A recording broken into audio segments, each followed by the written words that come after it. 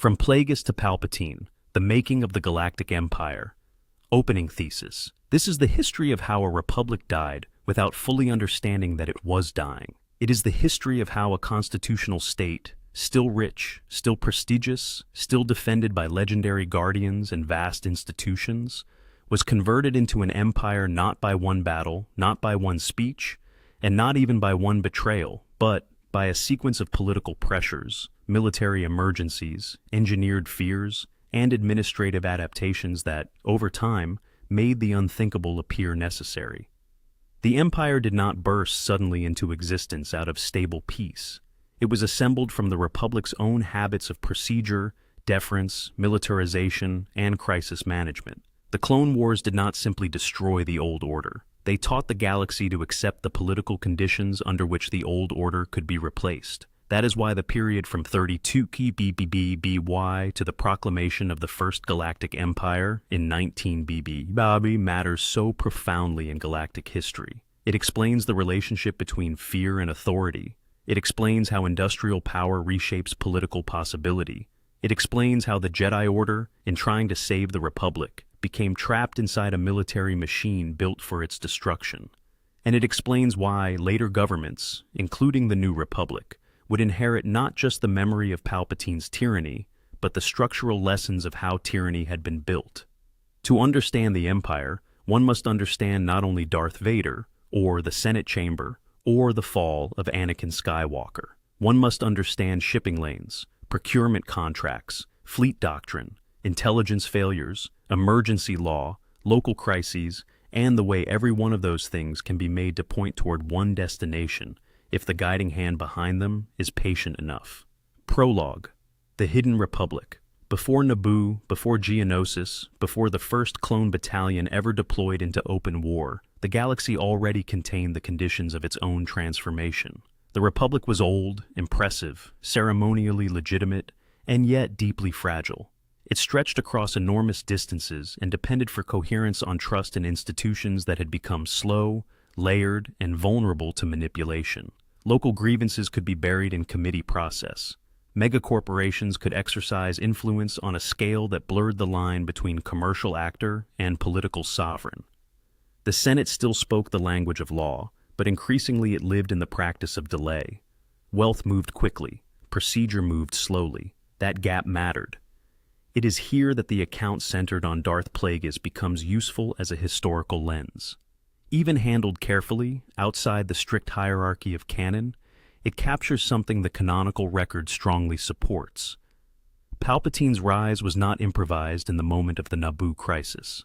It emerged from a hidden world of patronage, elite influence, financial leverage, and the Sith understanding that the Republic would be more vulnerable to corruption than to invasion. The goal was not to smash the state from outside. It was to inhabit its weaknesses, cultivate its dependencies, and wait for a crisis that would make stronger central rule seem not like conquest, but relief. This hidden prehistory matters because it changes the scale of the story. Naboo was not simply an opportunistic blockade. It was the first great visible crack in a project already underway. The Republic's final years were not peaceful years interrupted by misfortune. They were politically unstable years in which the old order still looked majestic enough to hide its internal brittleness. That brittleness was the opening through which the Sith moved. Stage 1, Naboo and the failure of the Republic. The crisis on Naboo began as a trade dispute and became, in historical terms, a referendum on whether the Republic could still govern itself. Naboo was not one of the galaxy's great military powers. It was not a shipbuilding titan, not a fortress world, not a system whose fate should have determined galactic leadership. That is precisely why what happened there mattered so much. If a cultivated, recognized member world could be blockaded and occupied while the Senate argued over procedure, then the issue was no longer merely Naboo. The issue was whether the Republic remained capable of decisive protection at all. The Trade Federation's role is crucial. By the late Republic, the Federation was already more than a commercial syndicate. It possessed fleets, landing craft, droid armies, and the administrative confidence of an organization accustomed to negotiating from a position of quasi-sovereign strength. The Lucrehulk battleship captures that reality in metal. Originally conceived as a heavy cargo vessel, The Lucrehulk became one of the defining warships of the era because commerce had already started to militarize. Its scale reflected shipping logic. Its conversion reflected political ambition. It was ideal for moving goods, and then ideal for moving droids, starfighters, and occupation forces. The very existence of such a vessel tells us something essential about the late Republic. The line between trade and war had already blurred before the Clone Wars officially began. When Queen Amidala took her grievance to Coruscant, the Senate did not fail because no one cared. It failed because too many people cared in incompatible ways, through too many overlapping rules, with too much opportunity for delay. This is one of the key interpretive points of the whole era. Political collapse in Star Wars rarely begins with open declarations against law. More often, it begins with the exhaustion of law's ability to act at the speed of danger. Chancellor Valorum was not a tyrant. He was a weak executive atop a structurally overburdened system. That weakness, more than any explicit malice, made him vulnerable. Palpatine recognized that. He transformed Naboo's suffering into a vote of no confidence and then into his own assent. That move was legal, procedural, and catastrophic. What Naboo demonstrated was not only that the Republic was vulnerable, it demonstrated the political uses of vulnerability. The Senate's hesitation made strong leadership appear desirable. A local occupation produced a galactic appetite for decisiveness. The future Emperor's first great victory was not won on a battlefield. It was won in the conversion of administrative frustration into executive legitimacy. This would become the signature pattern of the age. Fear would be produced. Procedure would prove insufficient. Stronger central power would present itself as the only rational answer. The Naboo crisis also revealed the unstable place of the Jedi in the late Republic. Qui-Gon Jinn and Obi-Wan Kenobi could still be dispatched as peacekeepers and negotiators, and that old model still had moral force. Yet their mission already shows the limits of the old order. Two Jedi could no longer stabilize the political meaning of a crisis once armies, corporations, and Senate paralysis were involved. The Jedi remained symbols of legitimacy, but the machinery of legitimacy around them was weakening. Stage 2. Engineering the enemy. After Naboo, Palpatine was Chancellor, but the Republic was not yet his. That distinction is vital. The office gave him authority, access, and legitimacy, but it did not by itself dissolve the Senate, command a standing army, or remove the Jedi. The next step in the long strategy was therefore not consolidation through open repression. It was the manufacture of a crisis so large that extraordinary measures would appear necessary to preserve civilization itself. The separatist movement must be understood in two layers at once. At the level of grievance, it was real. Many worlds had good reason to resent Coruscant's remoteness, senatorial corruption, corporate influence, and the inability of the Republic to respond effectively to local distress. Systems that joined or sympathized with secession were not all dupes. They were reacting to an old order that increasingly seemed to preserve process better than justice. But at the level of grand strategy, the movement was manipulated. Count Dooku's role was central here. A former Jedi of immense prestige, aristocratic poise, and obvious intellect, Dooku gave the separatists a voice that sounded principled rather than merely commercial. He made secessionism appear philosophical, not just transactional. Yet behind Dooku stood Sidious, and behind the politics of separation stood a different intention entirely, the creation of a war that neither side truly understood. At the same time, Kamino was producing the army the Republic did not yet know it had. This is one of the most extraordinary facts in galactic history. A future war was being prepared before the public existence of one side's military was even known. The clone army was not improvised under wartime pressure. It was manufactured in secret, equipped in secret, trained in secret, and given a hidden vulnerability in secret. This meant the Republic's eventual turn to militarization would not be slow and organic. It would be abrupt, almost theatrical. Faced with existential danger, the Republic would discover a ready-made instrument of salvation. That instrument, however, came with political consequences built into its existence.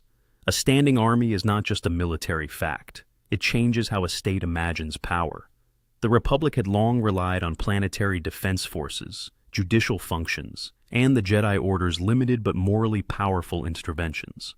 The clone army represented something entirely different, centralized, scalable force under executive direction. Even before the first battle of the Clone Wars, the shape of the future empire was visible here. The Republic had not yet proclaimed an empire, but it was already preparing to think like one. The genius of the plan was that the clone army would not appear as an act of aggression. It would appear as rescue. That is how republics are militarized most effectively. Not when they imagine themselves becoming conquerors, but when they convince themselves they are reluctantly becoming defenders. Stage 3. The birth of the clones. The creation of the clone army deserves its own place in this history, because no institution in the late Republic was more important to the fall of the Republic than the one built in secret to save it. The project began with Jedi Master Sifo Dyas, a member of the Order who had become convinced that the Republic was heading toward a catastrophic conflict for which it was utterly unprepared. His warning was not embraced by the Jedi Council, but his fear proved real. Acting without the full knowledge or approval of the Order, Sifo Dyas commissioned a grand army from the Kaminoans roughly a decade before the Battle of Geonosis. In its original conception, the army was meant as a shield for the Republic in a coming emergency. That is one of the deepest ironies in Star Wars history. The clone project did not begin as an obviously dark creation. It began as a preemptive attempt to preserve civilization through preparedness. But that original purpose did not remain in Sifo Dyas's hands. After his death, Count Dooku, already operating as Darth Tyrannus under Sidious, took control of the project and redirected it into the heart of the Sith plan. From that point forward, the clone army remained outwardly a Republic force in waiting, but it became inwardly a weapon shaped for two futures at once. Publicly, it would defend the Republic. Secretly, it would one day destroy the Jedi and secure Palpatine's absolute power. The funding path remains deliberately obscure in the surviving record, and that obscurity is historically meaningful. The most likely interpretation is that the financing was routed through hidden channels and compartmentalized arrangements so thoroughly that neither the Senate nor the wider Jedi Order grasped the project's scale. By the time Obi-Wan discovered Kamino, the Kaminoans believed they were simply continuing a legitimate commission placed on behalf of the Republic. Its secrecy was protected by geography, bureaucracy, and deliberate erasure. Kamino was remote, difficult to find, and isolated from ordinary galactic attention. More importantly, its very existence had been removed from the Jedi archives by Dooku, ensuring that even a project of astonishing scale could remain hidden from the Order, most likely to question it. The cloning facilities at Tipoca City were physically secluded and politically shielded, while the Kaminoans themselves operated with a technocratic professionalism that made them perfect partners for a project of this kind. They saw themselves as contractors fulfilling a commission, not political conspirators. In that sense, Kamino became one of the most revealing places in galactic history, a world where science, statecraft, and moral detachment combined to build the army that would decide the fate of civilization. The choice of template was equally significant. Jango Fett, recruited by Tyrannus, provided the genetic model for the Grand Army. He was not chosen at random. He was a bounty hunter of formidable reputation, skilled, ruthless, adaptable, and physically exceptional. The clones would therefore be based not on an ordinary soldier, but on one of the most efficient warriors in the galaxy. The Kaminoans introduced modifications to make the army more disciplined, more obedient, and more uniform than the original. Yet the inheritance remained visible. The clones were human in shape, but engineered for war in a way the Republic itself had never been. From their growth acceleration to their combat conditioning to the hidden inhibitor chips that would later make Order 66 possible, the clone army was the ultimate expression of militarization disguised as necessity. It solved the Republic's short-term weakness while planting the mechanism of the Republic's long-term destruction at the center of its survival. Stage 4.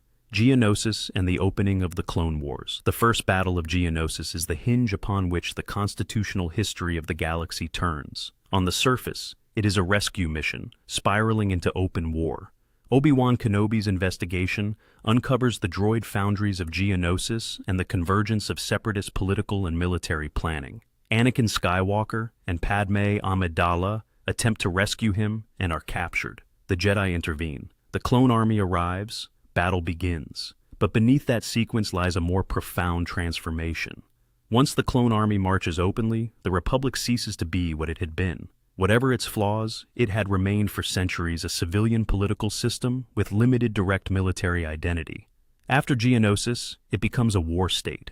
It now possesses a centralized army, executive military command, strategic fleet logistics, and the political habits that follow from constant crisis. Geonosis therefore matters not only because it begins the war, it matters because it teaches the Republic how to justify becoming something it had not been before. The battle also reveals the full militarization of the corporate sphere.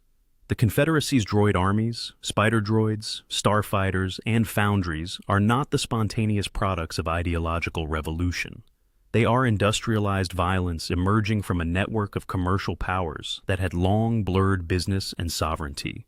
Geonosis, as a factory world, symbolizes the deeper problem of the age. War is no longer only fought by governments. It is built by private industrial systems that have learned how to turn profit logic into military architecture. The Republic response arrives in the form of the Acclamator-class assault ship and ranks of clone troopers. The Acclamator deserves more attention than it often receives because it represents the earliest fully visible form of Republic war centralization.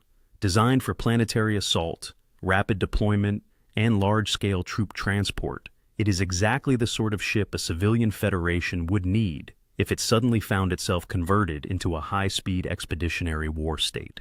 It is not yet the later Star Destroyer tradition, but it points unmistakably toward it. Its ability to move clones, walkers, artillery, and supplies across great distances means the Republic can now act as a military sovereign rather than a political arbitrator.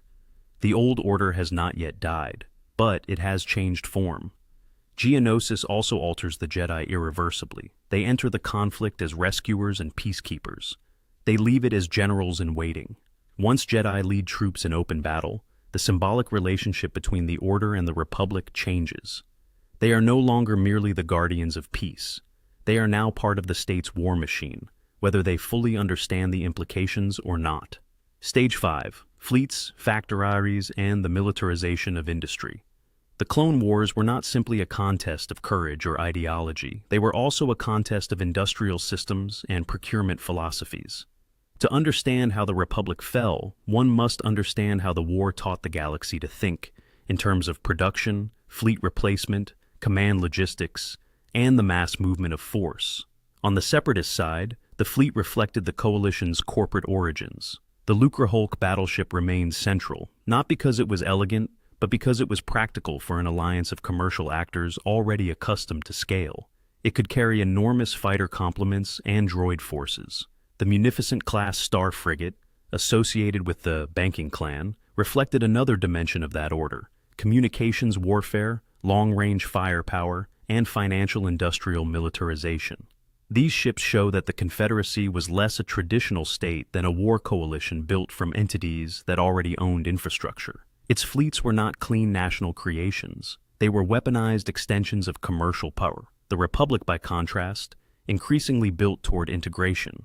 The Acclamator solved the initial problem of strategic lift and assault deployment. The Venator-class Star Destroyer solved a broader problem: how to combine fleet command, heavy armament, and vast starfighter capacity in one hull. The Venator is one of the most historically important ships in Star Wars because it marks the transition from Republican emergency response to Imperial-style naval thinking. It is still a Republic vessel, still associated with clone pilots and Jedi command, but in its triangular silhouette and capital ship philosophy, one can already see the logic the Empire will later perfect. It is a warship built for command, concentration, and theater-wide presence. The Starfighter War evolves alongside these capital ships. The Republic fields 519 Torrents, ARC-170s, and other fighters that reflect an era still experimenting with doctrine. The ARC-170, especially, tells an important story.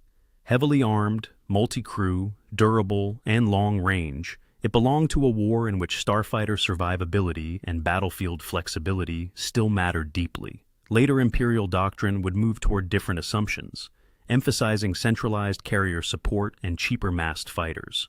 In that sense, the ARC-170 is both a product of the Clone Wars and a predecessor to arguments the Empire will partially reject.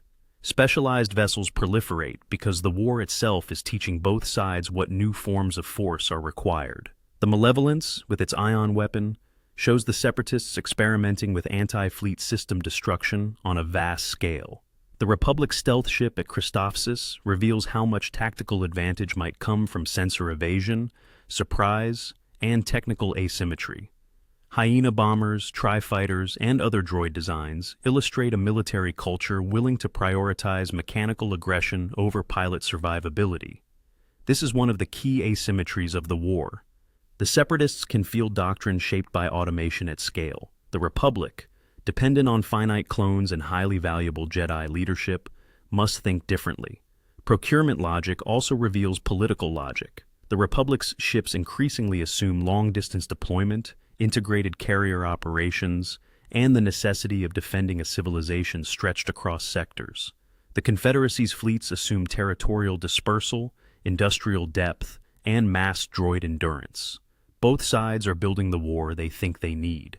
Sidious, of course, is building something else, the habits that will later allow one side to inherit the military logic of both.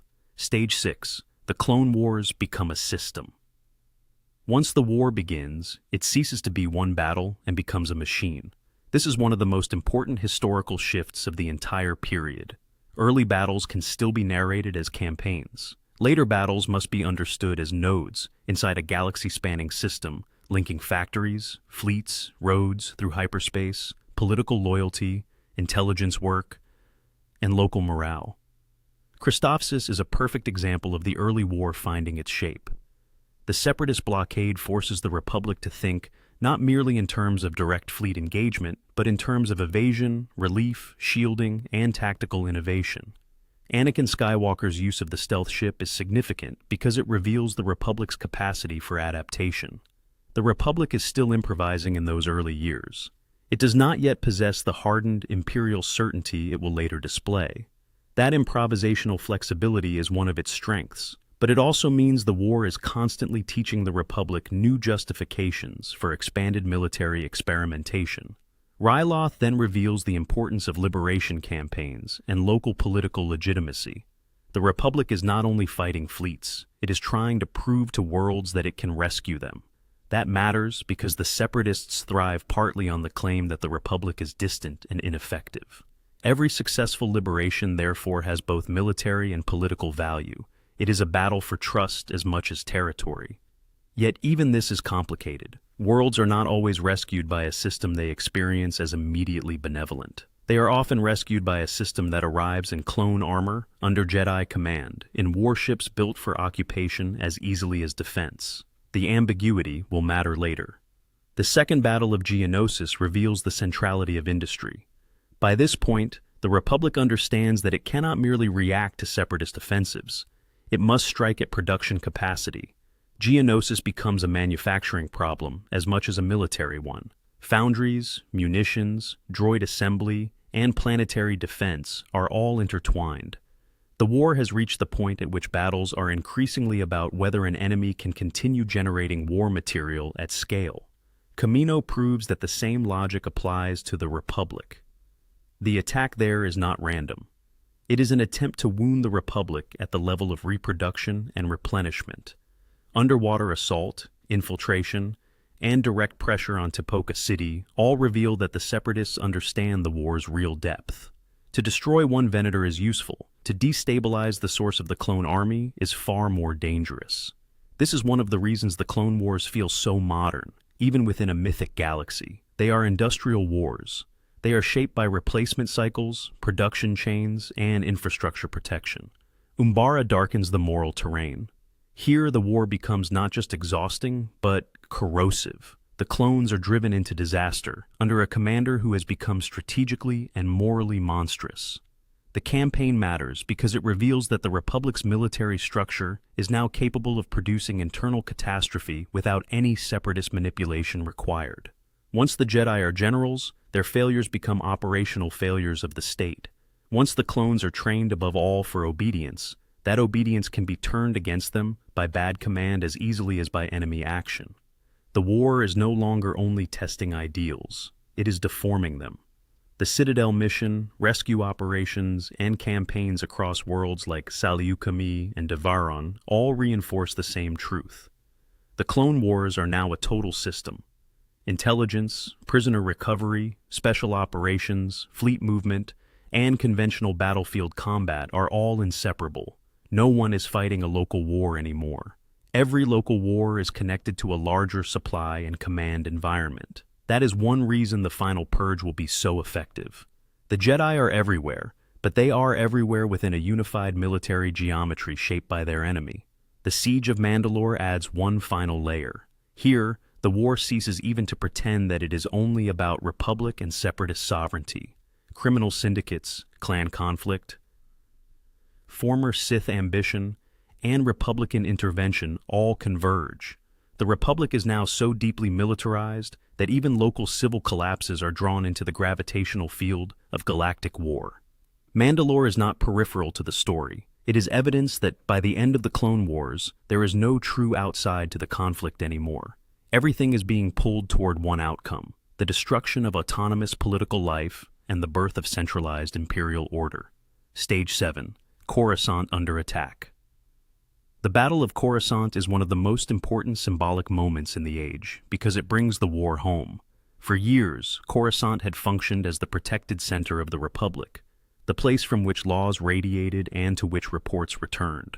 Once the war reaches the capital visibly and violently, the political meaning of emergency changes. A distant crisis can be debated. A capital under attack demands response. The kidnapping of Chancellor Palpatine matters at several levels. Militarily, it is a bold separatist operation that demonstrates operational reach. Politically, it transforms Palpatine into the living symbol of a state under assault. Psychologically, it intensifies the sense that extraordinary measures are no longer temporary but necessary for survival. This is crucial. Palpatine's power does not grow merely because he wants more of it. It grows because the war repeatedly supplies conditions in which refusing him more authority seems irresponsible. Anakin and Obi-Wan's rescue mission aboard the Invisible Hand also matters beyond its drama. Dooku's death is more than the end of one Sith apprentice. It is the removal of the public face of the Separatist movement and the tightening of Sidious's control over succession. Anakin's execution of Dooku, under Palpatine's direct encouragement, is also a moral threshold. It teaches Anakin that necessity can override principle when the stakes are large enough. That lesson, repeated under different forms, will soon govern his entire fall. By the time Coruscant has been attacked and the Chancellor rescued, the Republic is no longer merely fighting to preserve the old constitutional balance. It is fighting to preserve itself as a military center. That distinction matters. States at war often tell themselves they are defending law, while in practice they are defending command continuity. The two are not identical. Stage 8. The Jedi Trap. The Jedi Order is often remembered in this period as noble but blind, and there is truth in that summary. Yet it is not enough. The Jedi were not simply blind, they were structurally trapped. They entered the war because they believed abandoning the Republic in crisis would amount to moral failure. Once inside the war, however, they were forced into roles for which the Order had not been built. They became not merely guardians, but field commanders, fleet strategists, and symbols of wartime legitimacy. That role changed them, not always individually, and not always corruptly, but institutionally. The Jedi had long stood slightly apart from ordinary politics, which gave them moral and symbolic force. The war dragged them into politics in its harshest form: command responsibility, casualty management, siege decision-making, prisoner dilemmas, and the public burden of war. Their distance from civilian life grew at the very moment their proximity to the state intensified. That was politically disastrous. It meant they were easier to recast as an elite, militarized order separated from ordinary citizens and dangerously close to executive power. Palpatine's brilliance lay in forcing the Jedi to defend a system he was already transforming. Every battlefield promotion, every clone battalion under Jedi leadership, every late-war crisis on a distant front made the final turn of the trap more possible. By the end, the Jedi were exhausted, dispersed, and increasingly distrusted in political terms, even as they remained essential in military ones. The Order's destruction would therefore not appear, to many citizens, as the annihilation of the Republic's conscience. It would appear as the suppression of a dangerous and overly powerful military caste. That distortion was one of Sidious's greatest victories. At the same time, Anakin Skywalker's rise and fall became the emotional center of the trap. He was the Republic's greatest wartime champion, deeply trusted by Palpatine, admired by the public, and uneasy within the disciplines of the Jedi Order. War magnified everything unstable in him: grief, attachment, impatience, exceptionalism, resentment of limits, and fear of loss. Palpatine did not create these elements, but he cultivated them with extraordinary patience. The story of Plagueis, the promise that the dark side could preserve life, and the constant insinuation that the Jedi were withholding truth, all worked because the war had already prepared Anakin to believe that ordinary moral limits were luxuries a galaxy in crisis could not afford. Once Palpatine reveals himself and offers the logic of salvation through domination, Anakin is ready to cross the line. This matters historically because it shows that the fall of a state often depends on the corruption of a few key people at exactly the points where personal crisis and institutional crisis overlap. Anakin is not simply a tragic man. He is the ideal instrument for the new regime, brilliant, wounded, celebrated, and already habituated to a politics of necessity. Stage 9, Order 66, Mustafar, and the Declaration of Empire. Order 66 succeeds because everything before it has made success possible. The clones are disciplined, trusted, and deployed everywhere. The Jedi are scattered and operating within military geometry their enemy designed. The public has grown used to emergency powers, war councils, and the increasing concentration of authority in the Chancellor. When the order is given, the Republic does not become something new in an instant. It reveals the hidden logic under which it had already been functioning. The purge unfolds with terrifying speed. Jedi are killed by the troops they led. The temple falls. Across dozens of worlds, local command becomes execution. The significance of the moment is not only that the Jedi die, it is that trust dies with them. The old order had rested on the assumption that the Republic's defenders and the Republic's conscience were ultimately aligned. Order 66 proves that they were not merely unaligned, they had been deliberately wired toward mutual annihilation. Palpatine's political narrative then seals the transformation. He presents the Jedi as traitors. He presents the war's culmination as proof that the Republic must become stronger, more unified, more permanent in its centralized authority. The speech declaring the First Galactic Empire is therefore not the beginning of the transformation. It is the naming of a transformation already accomplished in structure. The Senate, the Army, and the public have all been prepared. When the applause comes, it is not because everyone has suddenly become imperial. It is because years of war have made empire sound like peace. Mustafar closes the personal side of the story with equal brutality. Anakin, now Darth Vader, destroys the separatist leadership there, erasing the final visible political face of the enemy. Then Obi-Wan confronts him, and the duel ends with Anakin mutilated and his old world destroyed. Padme dies. The emotional architecture of the Republic era collapses. What remains is a figure who can now be reconstituted as the armored enforcer of a new order. The man formed in the crisis of the Republic becomes the fist of the Empire, and so the Empire is declared. But by then, the true work has already been done. A Republic once governed by negotiation, prestige, and distributed institutions has been transformed into a war state, then into an executive state, then into an empire whose military and administrative logic already existed before its name was spoken aloud. That is why this period remains one of the most important in galactic history. It shows how democracies die not only through violence, but through emergency, through administrative drift, through the normalization of militarization, through the exhaustion of public patience, and through the seduction of order offered at the exact moment fear is strongest. The long-term significance of this era extends far beyond Palpatine's victory. It foreshadows the later failures of the New Republic, which would remember that the Empire was evil without always understanding how the Empire had been made possible. It explains why later authoritarian movements could again clothe themselves in the language of order and efficiency. It shows why fleets, shipyards, logistics, and command structures matter to politics as much as speeches do. And it leaves behind the darkest lesson in all of modern Star Wars history. If a civilization remembers only how tyranny looks when it is fully formed and forgets how it is slowly built through crisis, then it leaves open the path for that tyranny to return in another shape.